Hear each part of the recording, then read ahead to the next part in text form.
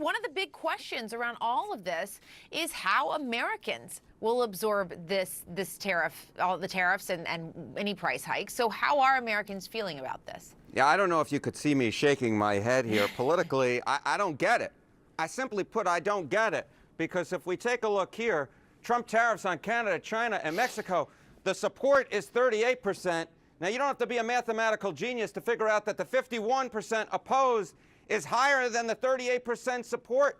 Americans are saying no, no, no when it comes to these Trump tariffs. You know, there have been some things that Trump has perhaps done in his early days that are popular. I've pointed those out. But this, my dear friend, is not popular at all. I've looked at a bunch of polling data, some with vague polling language, some with more specifics like this one. And in every single one, the plurality or majority opposed the Trump tariffs, and just this tiny bit right here, 38% south of 40% support him, Jessica. And so why do people appear to be against tariffs? Yeah. I think I know the answer, but why? But why? You know, sometimes I like the little layups, and then I like to jump through them, right? Right, all right. Yeah, we all like to look smart like that. It's fine. Exactly, right. I love to look smart. It makes me look good in front of my mother. Look, tariffs' effect on the U.S. economy, just 34% say they're good. Get this, 47% say bad. How about on yourself, right, your own economic? Look at this, just 17% say good, 46% say bad. So you see very similar numbers on the bad effects that folks believe that the tariffs have on either the U.S. economy or their own pocketbook. So folks think the tariffs are bad because, simply put, they don't believe they work economically. And I think if you asked a lot of economists, they would agree with the American people on this one. And what do Americans think about Trump making this one of his top priorities in his first 100 days? Yeah, okay. So I believe the Trump term number 2 began just 13 days ago. All right, so Trump should focus on tariffs in his first 100 days. Now, Reuters Ipsos asked this question twice. When they asked it back in November of 2024, it was 1%. Look at that. It doubled all the way to 2% in December of 2024. When just 1% or 2% of Americans believe that you should be prioritizing an issue, simply put, they want him focusing on the economy at large. They want him focusing on immigration. They don't want him focusing on tariffs. Look, Donald Trump did lay out his position on tariffs going in this election, but folks elected Donald Trump for different reasons, not for tariffs. They simply put don't want him prioritizing it, and simply put do not like his issue positions on it.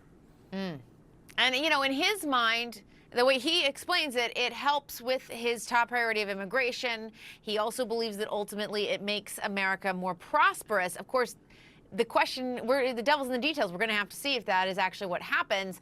But will Americans ultimately care? I mean, Trump has famously done a lot of things that are pretty unpopular, and Americans, you know, elected him back to office.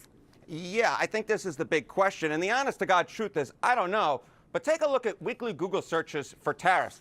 Get this, they're up 2,400% versus a year ago. They've reached a 21-year high. There have been more searches for tariffs this week than for Taylor Swift. So when you're getting more people searching for tariffs than you are for anything related to Taylor Swift, you know the American people are paying attention. And the fact that they don't like it and they're paying a lot of attention and they're searching for it, to me suggests that this is a political loser. The question will be whether or not folks penalize Trump for it, but they ain't going to reward him for it. Much better chance they penalize than reward him. It will be interesting to see. Harry Enten with the numbers for us. As always, thank you, Harry. Thank you. I don't expect anything very dramatic. We put tariffs on. They owe us a lot of money, and I'm sure they're going to pay. We may have short-term some little pain, and people understand that. But long-term, the United States has been ripped off by virtually every country in the world. By the way, that's not how tariffs work. They don't pay them. They're paid here in the United States. Let's get right to CNN senior White House reporter Kevin Liptak for the latest on this. And the clock is ticking to the deadline, Kevin. Yeah, and it's quite a striking acknowledgement from the president there that Americans could feel some discomfort from these tariffs. Essentially, he's saying that in order to fulfill his campaign promises on tamping down on illicit drugs and migrants coming across the border, another one of his campaign promises, probably his top campaign promise, which was to lower prices for Americans, will just have to wait. And that's exactly what economists say might happen. And it's not only for big purchases like cars, this could affect small purchases as well. help. Things directly from Chinese manufacturers, from companies like Shein and Temu. These could really have an effect on Americans' pocketbooks. And the president says that the tariff regime might not end here. Listen to what he said last night when he was asked whether additional tariffs could be coming for the United Kingdom and the European Union. Well, we're going to see what happens. It'll happen, but we'll see how things work out. It might happen with them, but it will definitely happen with the European Union. I can tell you that, because they've really taken advantage of us. And UK is out of line, but I'm sure I think that one can be worked out. But the European Union it's an atrocity. Now, by and large, Trump has enjoyed the support from Republicans on this. Those who are opposed have mostly remained silent. One of the objections to that is Senator Rand Paul from Kentucky. He wrote on social media that tariffs are simply taxes. He said that this could mean less trade and higher prices. Now, he represents a state that could be directly affected by the reciprocal tariffs from Canada. They've gone after American liquor. Now, Mexico says that they will announce their own reprisals today. China says that they will file a complaint with the World Trade Organization. One of the big questions in all of this is what Canada and Mexico can actually do to have Trump ease up on these tariffs. It has never been explicitly clear what precise metrics he's using to curb the flow of migrants and fentanyl across the border. Over the weekend, Justin Trudeau says that he had been trying to reach Trump on the telephone since the inauguration, but his calls hadn't been picked up. Of course, that will end today, but as you heard Trump say there, any hopes for a last-minute reprieve seem far-fetched at this point.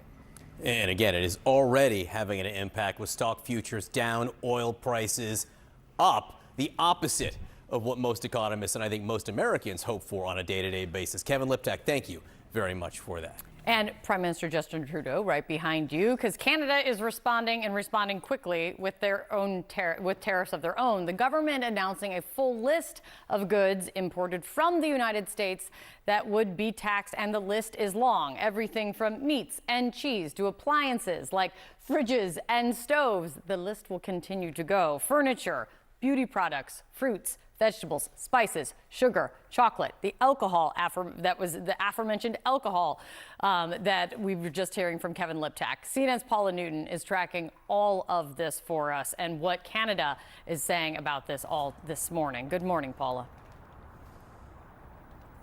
Good morning to you, Kate. You know, I think Canadians have almost surprised themselves at the reaction here. Kate, it has been so visceral, so emotional. Words like betrayal being thrown around as if the United States had asked for a divorce. And the reason, they're not being alarmist either, Kate. The reason is what Kevin just said. They do not understand what the United States wants. Now, they could have irritants in the trading relationship for sure. Get to the table. The Prime Minister's office is saying, and we will negotiate. But this seems different. And remember, this was preceded by, joking or not, all those musings by the president that Canada should become the 51st state. I want you to listen now to just some of the reaction.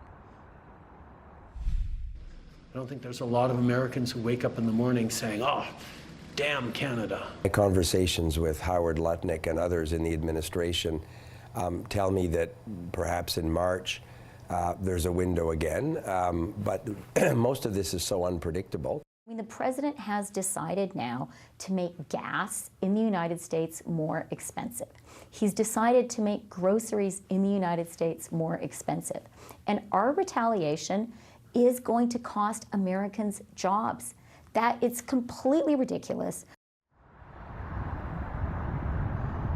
I think that's what's been so unnerving, is the fact that this will in fact hurt American consumers as well. Now look, Kate, no one's saying that Canada would win a trade war with the United States. All Canada is saying is we don't want a war at all.